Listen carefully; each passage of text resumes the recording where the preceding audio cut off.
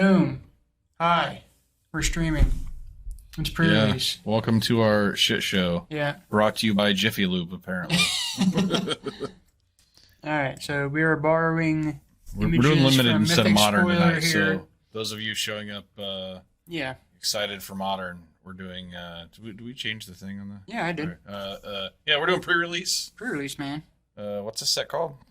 Streets of New Capenna. And I Streets think we've done this enough times that it Gangsters. should be known. But yeah, super noir, 1930s vibe, which I feel like they captured that pretty well in the set design, the artwork, and everything. We're just kind of browsing through cards right now. Yeah, Both of us are a while little- people are building their decks, Yeah. we're going to wax intellectual about things. Yep, just kind of How about that card, man? an offer you The can't refuse. Demons Do. This is the first time I've seen it. It's Oh, that thing? yeah, Yeah, that seems it's actually limited. not bad for black at instant speed. Scry 2, draw 2. Yeah, I'll add an extra mana to read the bones to Yeah. do it at instant speed. Yeah, I'll take absolutely. that all day. Yeah, and just reading the bones, scrying before drawing is a pretty big deal. So yeah, that seems like a solid card for limited for sure. And also to the left of that, I see Another one of these. yeah, and I really so they've done these in like every set, and they're always like fucking terrible. But in the last set, they did one, and it was actually one of the like better cards in the set because they just added the words "draw a card" at the end of it. which is so huge. yeah, it's you can just murder a motherfucker or just like totally. Combat. Oh yeah, just totally like snipe something in combat as a blocker. Yeah, it's pretty nuts. Yeah, it seems fine. And 3 mana is all right. Gives it flying as well. You get your card back. It's basically removal. Yeah, blue removal. And that's what blue removal should be. Yeah. I'm going to scroll down. This is a pretty interesting card right here. Mage's Attendant. Enters the battlefield, make a 1/1 wizard that says sack, counter non-creature spell unless they pay 1. That's pretty fucking solid for an uncommon card. Yeah. 4 power for 3 mana. Token. Gets to counter a spell, possibly.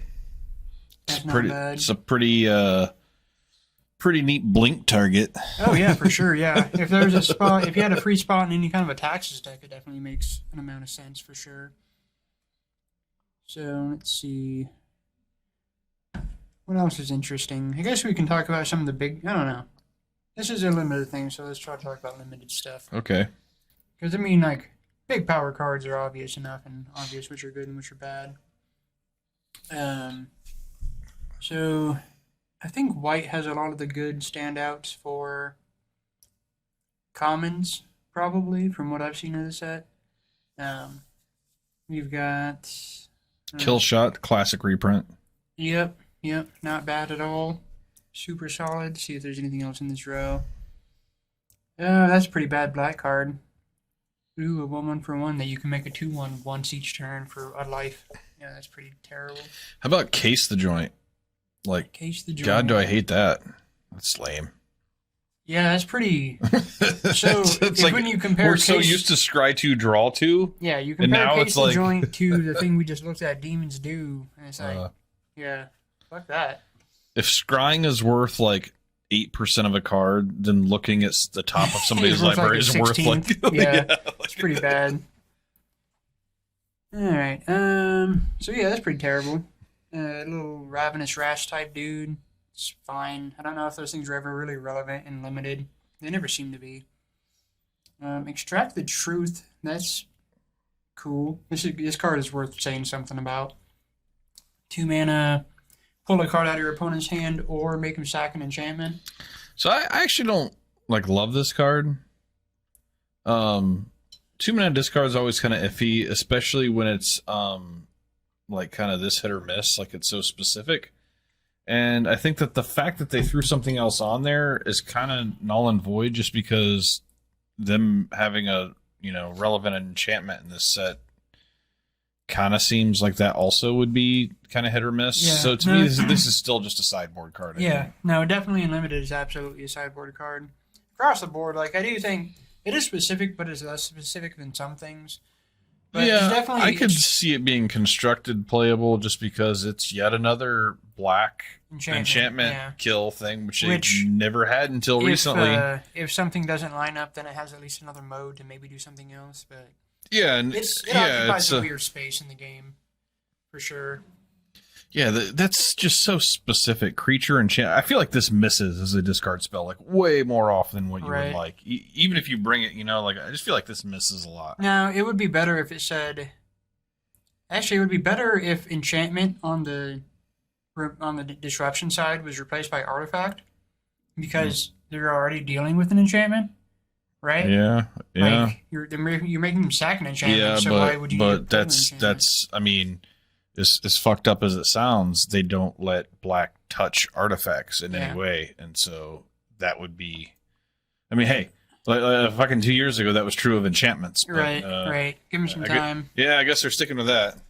All right. Here's a pretty hilarious card that's probably not terrible in limited, just because it's so efficient and it's hilarious flavor. I don't know, man. I hate these cards. I know you do, but I mean, it's not like the worst thing. I mean, it's so. Here's the problem with these cards: is it doesn't actually get the thing off the table. Yeah. And so it's less good in aggressive deck because it actually does give them like a blocker, which sucks. I mean, it's so much worse than like a pacifism. And then with a pacifism, there's always the fear that they could remove your enchantment or bounce their creature, which this still has that problem. But in the meantime, it actually does still give them something that they can do something with. And that's always been a concern. I've always thought that these play out, like they always look good, but then play out way worse. Right. Well, the difference between this and a pacifism is this does make them lose all abilities. So all you have to worry about is a 1/1. Yeah, which they've done these at 2 mana. A lot. The frog. Yeah, they do them every few sets. I mean, I just feel like they never really play out as well as you would like. No, I understand that. I feel like you put this on. I feel like you put this on somebody's thing, and then you're gonna get blown out by that thing that turns it into a 5/5 flyer. Maybe, yeah. So what you said about like it's. It being a poor pairing in an aggressive deck, like it's blue, so the deck's probably not going to be aggressive, so you shouldn't be worrying about the black. No, I was just saying, I think it's poor and everything. I think it's just a bad card. I think all these always play out way worse than what you would think. I don't disagree with that, but the thing I wanted to point out more than anything was just how hilarious the flavor is. That's all I wanted to point out. And here's the thing, like this thing that Wes pointed out, the thing that looked pretty good, the 3/3 trample. Thing that makes a treasure or whatever, say that thing's a real problem for you. You put this, I mean, it doesn't quite solve the problem. It's still there. You just you decreased its stats a little bit. I mean, I don't know. Yeah, no, I like I said, I'm not disagreeing with anything you say. I think it's probably the best one they've printed, but I do agree with you that they don't work out as good as they should a lot of the time. But I would say that it's very situational.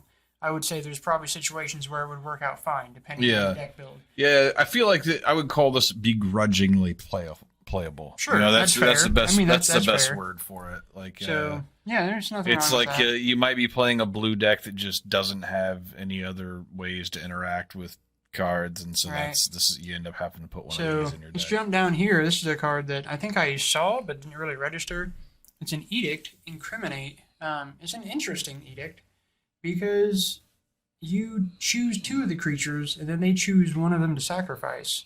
Yeah, so that's better than a classic edict because you're actually controlling some degree of the decision making. You can potentially get a better creature than what you could get with just an edict. Yeah, so that's interesting. And then, I will say the thing that does suck about this is it does say choose 2 target creatures. So if they just have one badass creature, you can't actually cast a spell, which sucks. And that's super relevant. That's a big deal.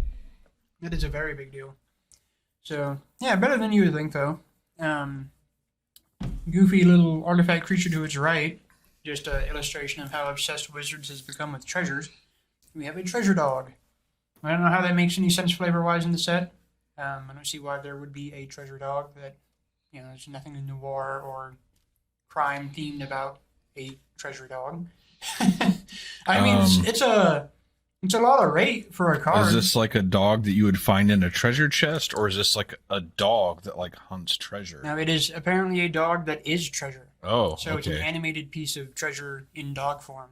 You know, I don't have a dog anymore, but when I did, I definitely thought that it was a treasure to me. Sure. So I mean, I'm sure really, everybody thinks their dog's a treasure. So the rate of this card is actually really good. I mean, you have First Strike Menace on a 1/1 for 1. That's already pretty alright. Just that many abilities on a card, and then it can just sack to make mana. So the card's actually, like, when you're just looking at rate, it's pretty fair rate. I mean, 1-drops are always kind of whatever in limited. I feel like this is the type of card that I will play against in a limited format a million times and will never actually cast one time myself. I feel like that's... Now, the one thing that I would say for this in limited is that if there is any kind of a ramp strategy that you're chasing, I mean, it leans into that, and it's a good blocker. I mean, there does seem to be a fair amount of stuff with 1 toughness. There's a lot of, like, big fronts and small backs that I've seen, so it actually could be fairly relevant because of that. But, yeah, so not bad. Bite spell over here. Makes you treasure, of course, because fucking treasure. It's fine. Bite spells are always good. That's a fight? Oh, yeah, it is a fight. Oh, it is a fight. Oh, okay, so it's a fight spell, sorry. Yeah. But, you know, fight spells are fight spells. Fight spells are always good. Fight or bite spells are usually pretty okay pretty much all the time. Yeah, bite spells are way better than fight spells. They are. So then you've got Inspiring Overseer. This is a solid-ass common. 2/1 flying. White creature draws a card, gains a life. That's huge for white. Yeah, I think this is the best common in the set. And I think it's one of them for sure. I think it's actually like just... Especially in limited, I think it's by far the best common in the set, and I think that... yeah, I haven't seen one better yet. And I think that it's probably going to end up playing better than a lot of the uncommons. Oh, yeah. Yeah, absolutely. Just, I mean, it's just clean. A 2/1 for 3 flyer in limited is usually decent enough to put in your deck, and then the fact that you draw a card... And gain a life. No, it's huge, Yeah, white can be hard to deal with. Yeah, so that seems really good. Let's jump down here to Murder, card we all know and love. Yeah, it's got fatal push art in this one. It's got fucking terrible art. I can't see the guy's name. What is it? Obnixilis. No. The artist. Yeah, let's shun him. Yeah. Right now. So I will say, I mean, as an artist, I get looking for shortcuts when something is kind of a pain, especially as a tattooer. Yeah, he's like, man, I can't draw Obnixilis. I'll just put a fucking statue in his way. Well, that's what he did, and and it's I don't know. Like, I get it. Especially as a tattooer, you find ways to make a composition cleaner, and that definitely does that. But I still feel it's just like the laziest fucking thing. I feel like this artist is not a good artist, and I feel like I think he's a fine artist, and I feel like almost maybe he did it as a joke, but it still seems fucking annoying. Yeah, and I even more than the fact that he hid Obnixilis, I hate the fact that it's literally fatal push. Yeah, maybe he just wanted to piss off artists. Yeah, maybe. I guess Obnixilis isn't pushing him because he's just kind of like holding up his hand in like a flary motion. Mm-hmm. So I guess it's not technically a push per se, but we could irrefutably tell if it was a push or not if there wasn't a goddamn statue in the way. I could say that.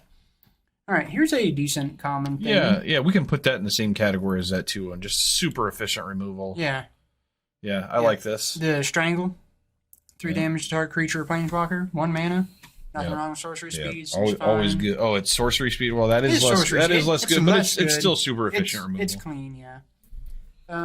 Common removal in white. Exile non and permanent. They get a treasure. I mean, you're probably going to need it sometime. It's not great. Yeah.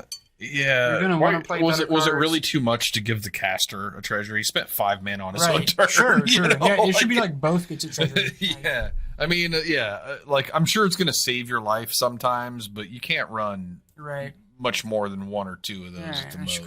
And that's looking at your high end, too. You got the classic Disdainful Stroke.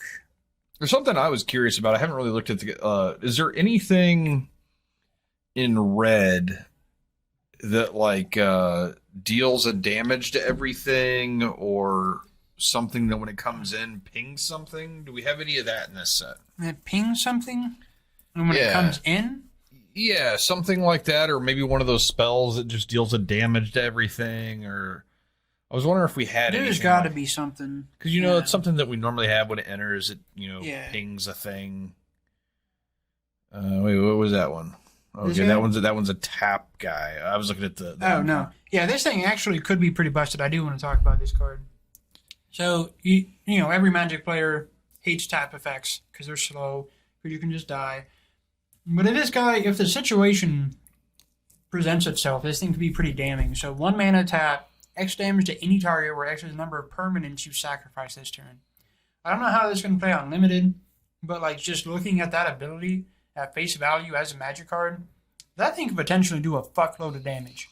I mean, it really can, and it hits any target. So it's an interesting card. Yeah, mostly gonna go in if there's a sack deck. Like it's normally like a black red Gonna be sack, black, but red, it's probably yeah. gonna be Jund. Jund is the sack color here, and there's plenty of things to sack. Yeah, I feel treasures. like it's more for that. But this is kind of what I was looking for when I was asking if there's something that pings when it comes in, because what I'm concerned about is there are these things with these shield counters. Sure. And yeah, like just ways to get rid of those things without an actual without actually having to spend a card, because the way these shield things are set up, it's kind of like they're an automatic 2-for-1 unless you have like an exile spell. Right. Well, and it depends on. So pinging still isn't quite good enough. Yeah. It actually has to kill the thing. Yeah. So that does bring us to a card we were talking about earlier in some limited capacity, the Arc Splitter. Okay. In combat, you can fucking pump some mana into doing some damage, get the shield off. It's not the best, but it's a way. Wait, did that say attacking or blocking, or is it just blocking? That's blocking it, not attacking. So that's worse. That's kind of frustrating because that means it's really only for aggro players, and then it should be either. It's kind of weird because flavor fail. Aggro players generally don't have as much mana to pump into something like that. So for sure. Yeah, chewing on that a little bit since we first looked at it. Yeah, that does have some sloppiness to it. It's going to make it awkward. Yeah, for sure. I don't think there's a lot of for each color, return a creature. Which one? The Rogue's Gallery there, the black card in the middle. For each color, return up to 1 target creature card of that color from your graveyard. Oh, that seems fantastic. Yeah, this could be this is potentially a draw 5 for 3. Yeah, that's amazing. That's a really good card. It's going to go best in some kind of a mill, like self-mill type thing. Self-mill or just sacrifice thing. But there's a million cards of each color in this set, so that's going to be easy to turn on. That's really good. Yeah. There's a cycle here that we're seeing one of them. Torch Breath. Things cost less if they target a certain color permanent. There's Torch Breath, is X damage, can't be countered. There's Whack. Yeah, Whack looks really good. -4/-4 if it targets a white. Again, sorcery speed, which is unfortunate. Not the best, but out of the way is a Bounce. Costs 2 less. Oh, I love these. Green, draws a card, so that's a big deal. Oh yeah, I love this, and it costs 2 less for. So if you're targeting a big green dummy, then it's just 2 mana bounce at draw. Oh, what a tempo play! Where's the white one? Okay, knockout blow. 4 damage for attacking your blocking creature, and you gain 2. That seems really solid. Yep. And it's 1 mana, so that's pretty solid. The green one. Oh wow, that's actually really sweet. Even thinking about how like in Modern some of the control decks have had issues with like burn, right? Or, just like a 1 mana kill your goblin guy, that's gain solid, 2 life. Like that's kind of neat. I always like seeing the hate cycles because they have a lot of potential over time in Magic. Oh yeah. I just saw a 6-drop creature that might be. So it kills monkeys. Right. So this seems like a pretty limited, solid card here. 6/6 for 6. ETB, I think that card's modern playable the more I think about it. Huh? That one we were just looking at. It kills monkeys and Darcy's. Mm-hmm. Yeah, nice clean entry. For 1 mana. Yeah, that's really nice. So here's a limited. I always think a decent limited card. 6/6 for 6. ETB. Choose 1 of 4. Blow up an artifact. Blow up an enchantment. Exile a card from a graveyard or gain 4 life. No, this is just fantastic. Yeah. And if I'm green in the Take Action League, this is one that I'll have a hard time passing. Yeah, it's just huge. So is this part of a what's this black 7-drop in the middle here? Oh, Dusk Mangler. 5/4. Sack a creature, discard a card, or pay 4 life. Additional cost. ETB, each opponent sacks a creature, discards a card. Oh, okay. That's neat. That is neat. That is actually not bad. They do all the things, and you only have to do one. Yeah, That's neat. That's pretty decent, yeah.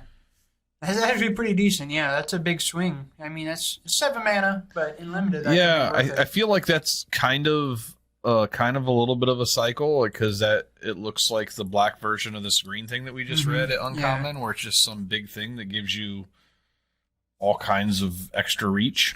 Right. So let's find the other colors. I bet you red has some big dummy that does a bunch of shit when it comes in. Let's see it. Uncommon. We're in rares. No, we just gave it 2 colors? Okay. No, red's got nothing uncommon. Really. Okay, wow. How does red... They organize this pretty weird. Yeah, maybe we're missing the red uncommon somewhere, or maybe there's some that are above the rares. They are mixed and matched. Okay, this is fun. Hey, let's go. I got a thought. Go all the way up to the top. Are you on newest spoilers? Yeah. Go to expansions and click on the actual expansion symbol, and it should put it in a better order. Yeah. It usually works. No, it's still fucking weird. It's because of the guilds. Okay. Or not guilds, or whatever. I see what you're saying. It's because I feel like there's somewhere hidden in here, there's going to be some badass red thing. Yeah. So one of the mechanics I think is pretty solid is the Naya mechanic, the Alliance. Whenever a creature enters, you get an effect. If it triggers twice in a turn, you get a better effect. A lot of these cards are really good. Like this one right here. This is a great white card. 2/1 for 3 Alliance. Whenever a creature enters a battlefield, scry 1. If it's the second time, you get to draw a card. Mm-hmm. And it still triggers past 2. So if you have 3 things come in, you scry 1, draw a card, scry 1. Like, that's fucking amazing. You don't get to draw a card. You only get to draw once. Yeah, I know. That's what I'm saying.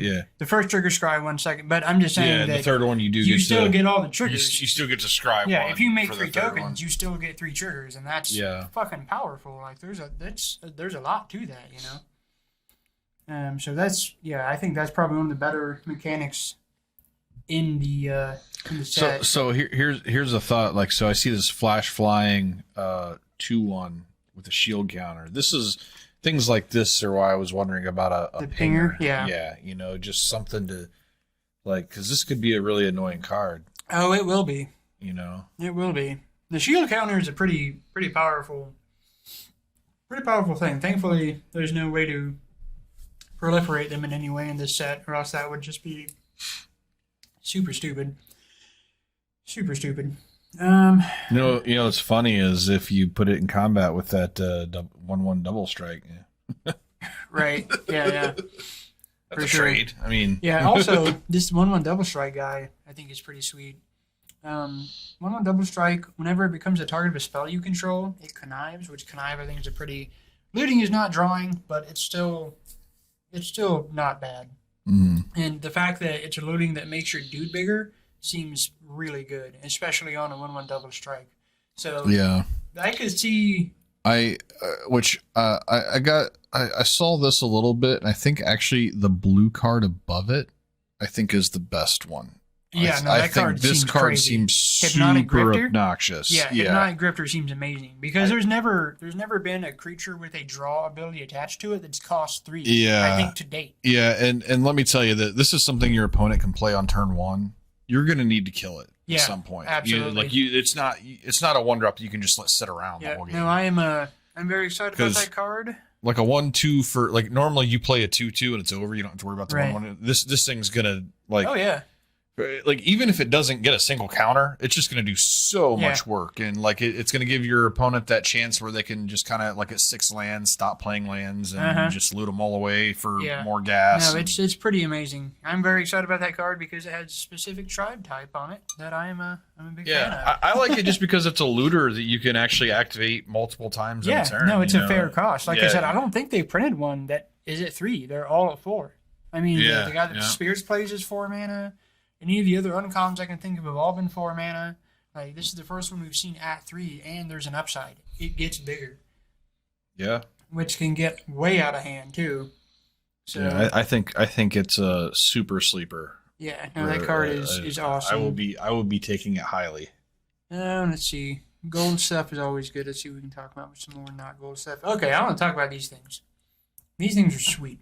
I really, really, really like the design of this cycle. It's good stuff.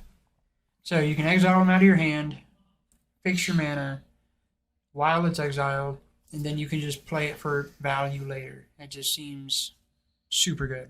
Yeah. Especially in limited. These things are going to be awesome. One thing I will say for limited, specifically like the draft format, I think that don't fall in, like, I think these are great, and I think everybody wants one in their deck. Kind of depending, like I feel like a lot of times you're going to be playing 3 colors, maybe you're splashing a 4th and a 5th or something, but I think you'll want one for like whatever your core 3 are. Yeah, absolutely. Yeah. I do think that these get worse in multiples because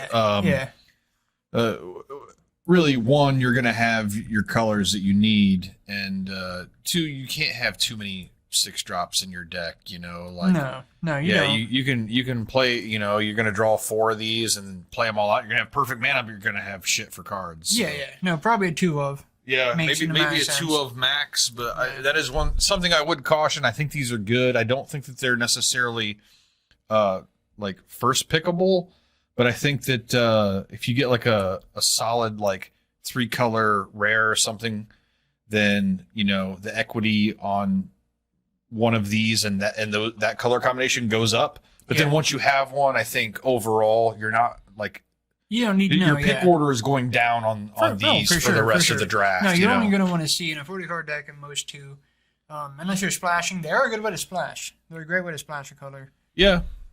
Which I don't think you're going to have any issues splashing. This right here is what I'm talking about. You've got these 3, and then you've got the Grixis lands, and there's a cycle of common lands that tap for 2 colors.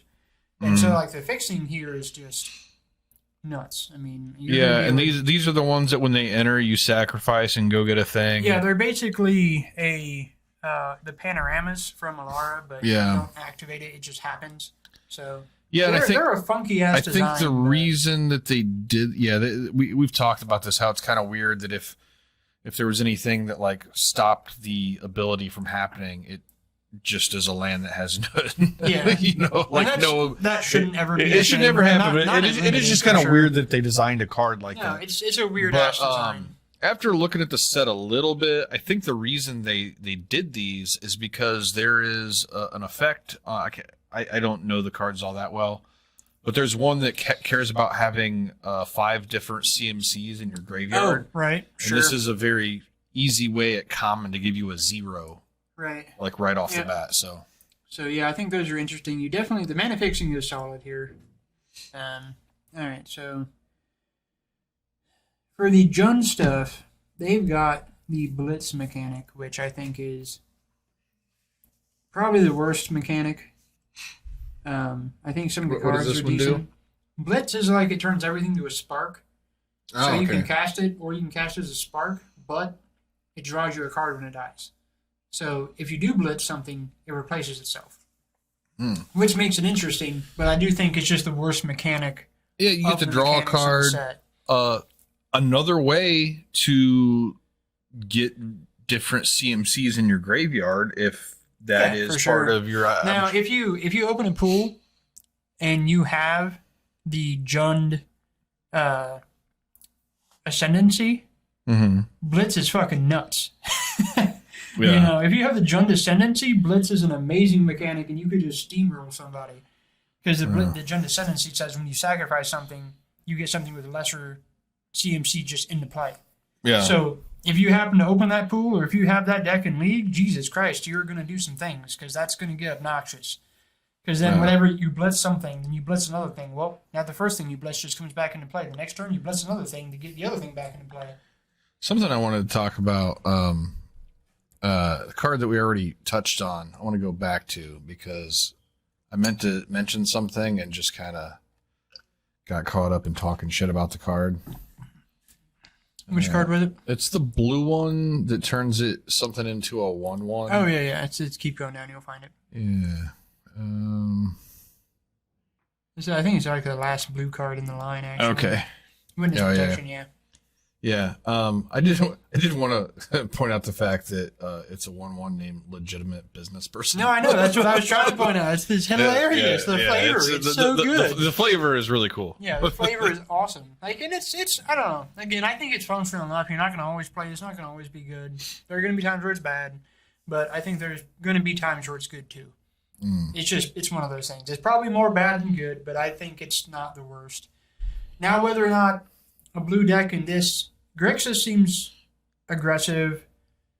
Bant seems aggressive. So I guess it's an Esper thing. I want to point out Disdainful Stroke here. We see it pop up every 3 or 4 sets. There have been a few sets in the past where I might main deck one here or there. Right. This might be one of those sets just because people are going to be playing those expensive things to try to fix their mana that eventually will be cast. So basically you're always going to be playing. Like, you'll probably always have a target. Yeah. You'll probably always have a target in every match is what I'm trying to get at. And some of the best cards do seem to be that high at CMC. So here's another. I think this card's sweet. The Sleep with the Fishes? Sleep with the Fishes, yeah. I mean, like, when you think about it, it's really kind of like a chupacabra or... yeah. It's one of the best It kills the thing and gives you a body. You know? It's one of the best of the lockdown enchantments you've seen because it gives you a body. Half the time, these fucking things cost 4 anyway and don't give you a body. So the fact that we're even seeing one that gives you a body is pretty crazy. Yeah. And the body's inexplicably... unblockable. Yeah. That's important. What up? How's it going? Pseudo 5-color. Pseudo 5-color? Yeah, that doesn't surprise us. Isaiah's in here talking shit about his deck. He said he's going to whoop all these fuckers. Yeah, all these fools are going down. Why. This art just pops when you flip. A lot of that's one thing I love about this set is the Art Deco art style is sweet. You know, it's great. You guys do a full set run through? No, we don't do that. So we're poking around. I don't know. I haven't seen any kind of like auras. There's a handful. Yeah, there's but like something like this actually looks kind of striking. I guess it can target itself. Yeah. But this seems like kind of a cool card, especially if there's any way to augment it at all. It has a shield counter. It attacks as a 2/2. Now there's something else. There's an amount of auras. Like, not that I would want to play them, but some people like them. Yeah. No, there's a few. There is one that actually recurs itself. It's as simple. It's just +1/+1. It's sad this Social Climber. It's got cool flavor. I mean, it's got good art, cool flavor, and just what a fucking hideous card. So Celebrity Fencer is a better card. So Alliance, this thing just gets bigger every time creatures come in. That seems pretty nuts. For that color pairing, that's pretty solid. Because all Naya is doing is making tokens. And normally when they would do something like this, it'd be like a 1/1 for 4. Yeah, the fact it's a 3/2. It's already pretty like strong. it's like a little underrated, but not much. I mean, as soon as you get one counter on it, you're good. Yep. Oh hey, let me see. I think it's pretty charged enough.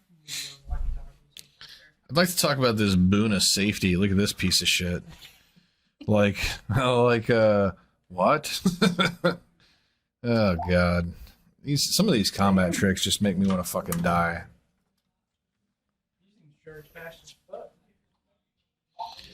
Fucking yeah, they were both dead an hour ago and they're fully charged, so they couldn't take one and one to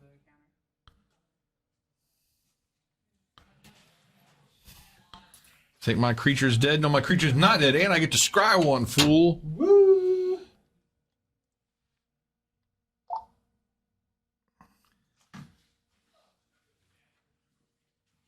Alright, so yeah, that's the one aura. That aura there has recurs, but it's not super spicy. It's just +1/+1, but I think it's decent. Let's go down to the uncommons. We haven't talked about any of the uncommons. I want to sneak through here. I thought there was one more that I saw that I wanted to do a little mini rant on. If I can find it. I was kind of flipping through earlier.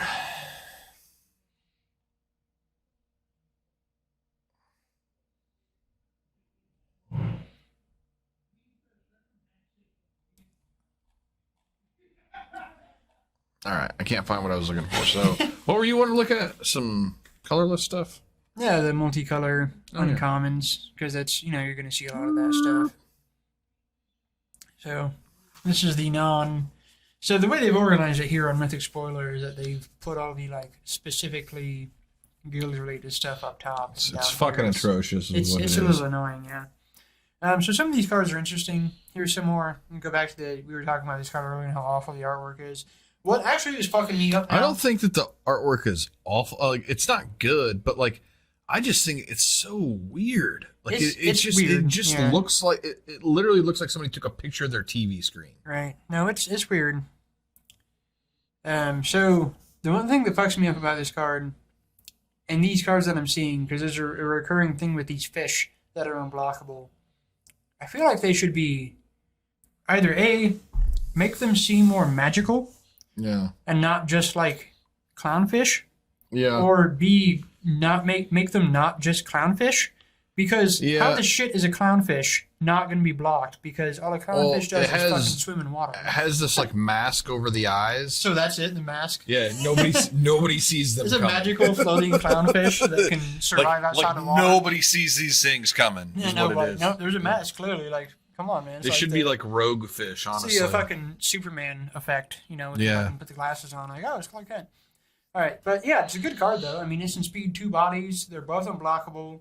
And then if you have any counters, you put all your counters on one of them. That seems kind of cool, actually. Let's see. Forward's Boss. 3/4 for 4.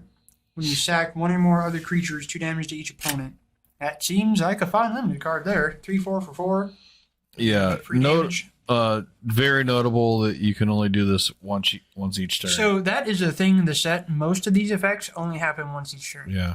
And that's a bummer. Let's take a look at let's go up a row. This Fatal Grudge. This card is actually, I think, is kind of interesting. It's really cool for limited purposes. I think it's like kind of what we said earlier. If you're not in a black, red, or Jun sack deck, right? It's probably not where you want to be. No. Like you don't want to just sacrifice your 2-drop so that they sacrifice their 2-drop or what I mean, and you drawing it. Like that's just not right.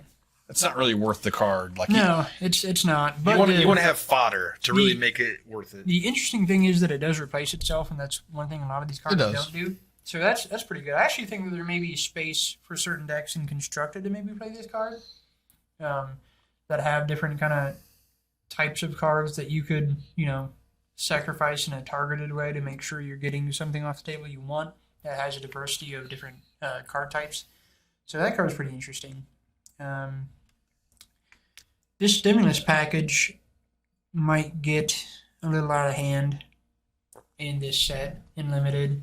So I've got issues with this card. Yeah. I think it's going to be hard to make this card good. I mean, 4 mana, it gives you 2 treasures. So in all, this is 4 mana for 2 1/1s. It'll turn your other treasures into 1/1s, but how many treasures are you actually going to have? That's what we have yet to see, and we don't know without seeing the thing in full swing. And how many do you need to have before you get your mana back? Right? Sure, you sure. know, and not just on this, but the other cards. I don't know. I saw this and I'm like, this seems a little rich for me. It might be. I think the thing that I would say about the card is I think it's to me it feels like one of those cards that you really need to see it just.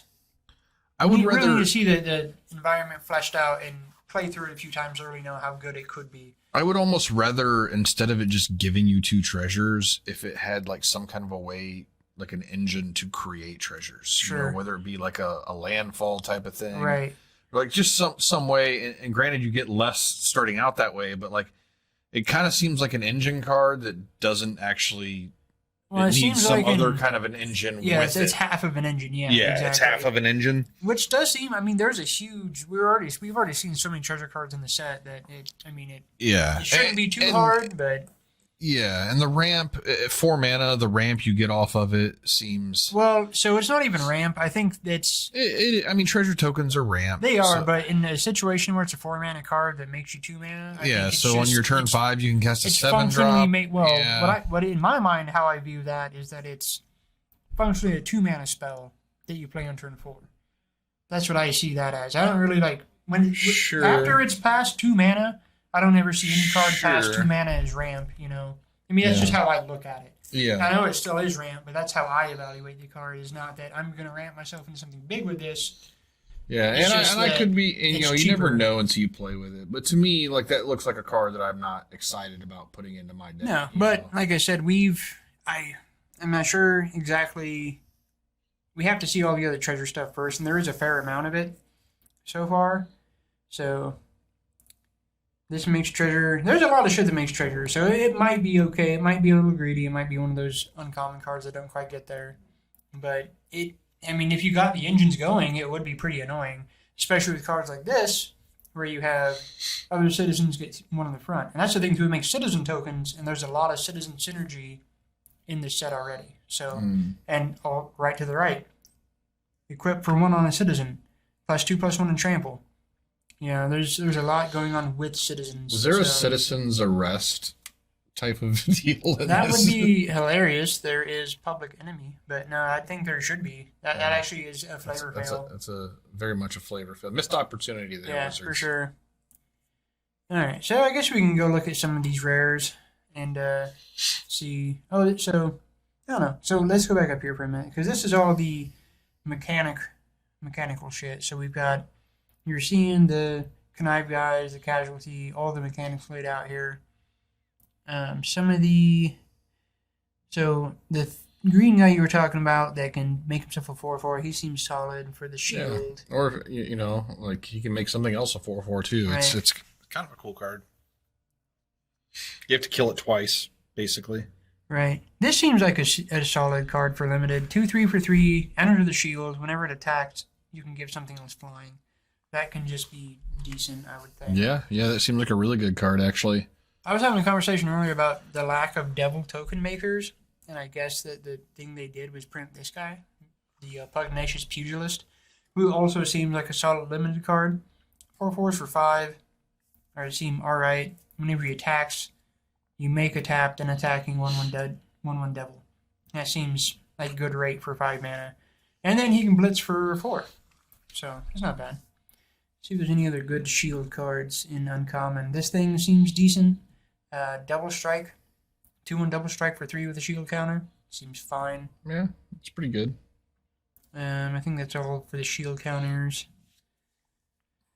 The alliance counters, you've got I don't like that 4/2. The Naya one? The Jund one. The Jund one. Yeah, This is the trash card. And you know what? If it was a 5/2 instead of a 4/2, I'd hate it just as much. Well, I would raise it my evaluation of it by 0. Yeah, he's going to be indestructible 1 turn. He's still just going to get chumped. He's going to get chumped once and then traded with. Because there's plenty of dumb shit creatures. Or it's just like, you know, I deal 4 to your face and then it trades. You know? Like, if you're one of those, somebody will play. I'm sure people will play this against me, and I'll just. Well, there's enough just dorky creatures to run out that he just looks so bad.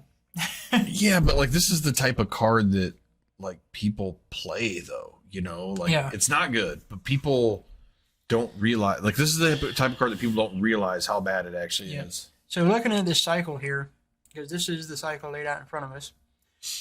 Definitely probably the worst. So there's another 4/2 in Naya, which, 4/2s aren't great. But this one, at least, will give you a card back. So when he dies, you look at the top 5 cards, and you get a creature put in your hand, the rest on the bottom. That seems better.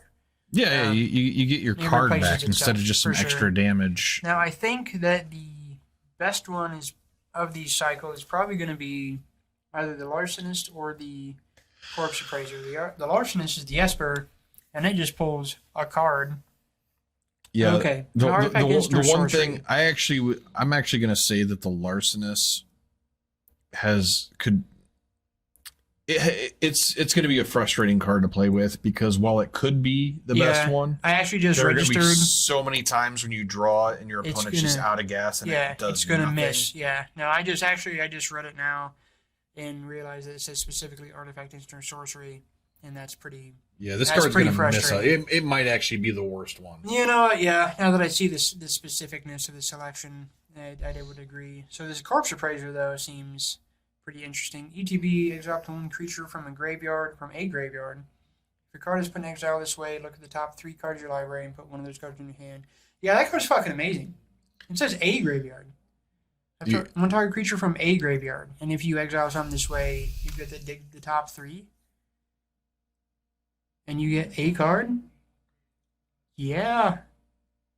That's the best one. Yeah. That card's pretty fucking sweet. You want to see a tongue twister of some fucking text on a card, man? You read this one. No, here. actually, yeah, no. I actually am playing that in my Bant Humans right now. I'm trying it. It's man, they couldn't have explained this any more poorly. So I don't think there's any way you can really. It's just I do think it's an interesting card. For one-on-one limited. Basically, what it's saying is you can exile one of their things and one of your things. Yeah. And until this leaves the battlefield, and when your thing comes back, it gets +2/+1/1 counters on it. Yep. So I think more often than not, you're probably going to want to exile something of your own. Yeah, and so you're just gonna a little dorky yeah. or whatever. Well, so I just changed my humans to Bant, and I'm trying a couple of her just to try it. I don't have any assessment of the card yet, but since I'm playing Thraben Inspectors and Charming Prince, that seems fantastic. You know, and what's nice about it is if you don't have a target on their side, you can still get some degree of value on your side, and it's probably she's an upgrade on whatever you're going to play, and then when she dies, you're getting a better version of what she exiled. Yeah, and I'm thinking of like, you know, like I don't really play standard, but like think about the last set, you got the little enchantment dog. Yeah, exactly. You know, like, and this seems like the type of card you would play with that. You know, like exile their, you know, they might have some big like fucking demon or whatever. You exile it, exile your little dog, and then. Like, they want their demon back, so they're going to want to get rid of this thing. But if they do, you get to draw a card, and you get a 3/3 dog. Exactly, like exactly. Yeah, nice little upside. So I played a game, again in my Bant Humans, I have the Renegade Rallier. I had a game against Isaiah where I played that, exile my Renegade Rallier, exile his threat, and then he killed it, and I get a Renegade Rallier, and a trigger on Renegade Rallier.